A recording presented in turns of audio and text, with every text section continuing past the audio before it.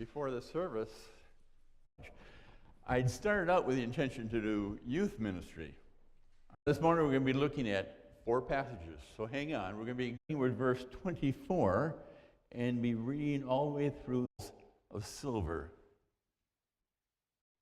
So we cooked my son and ate him. The next day I said to her, okay, give up your son so we may eat him at the door and hold it shut against him.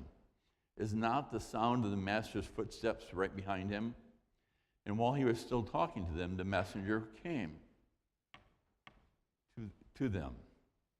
And the king said, this disaster from the Lord, why should I wait for the Lord any longer? And Elisha replied, hear the word of the Lord. This is what the Lord says.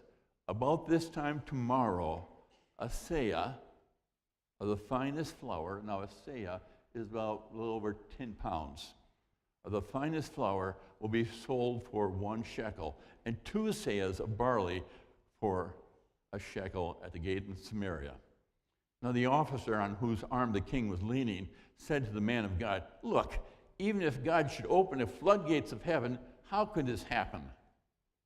You will see this with your own eyes, answered Elisha, but you will not eat any of it.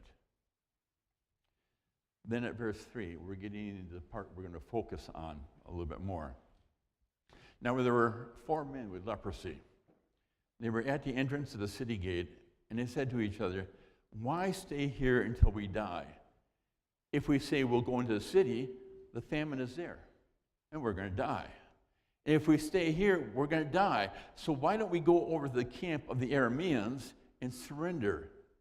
If they spare us, well, we live.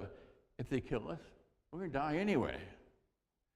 So at dusk, they got up and went to the camp of the Arameans. When they reached the edge of the camp, no one was there, for the Lord had caused the Arameans to take us. Let's go at once and report this to the royal palace. So they went and called out to the city gatekeepers and told them, we went to the Aramean camp, and there was nobody there, not a sound of anyone. Only tethered horses and donkeys and the tents were left just as they were. Now the gatekeepers shouted the news, and it was reported within the palace.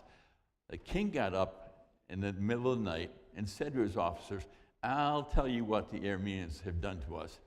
They know that we're starving, so they have left the camp to hide in the countryside, thinking they will surely come out of the city, and then they will take us captive so they can get into the city. One of his officers said, have some men take 5 of the horses that are still left in the city. Their plight will be just like all the rest of the Israelites left here.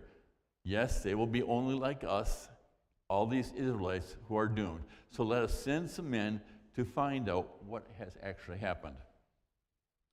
So they selected 2 chariots and their horses, and the men sent them after the Aramean army.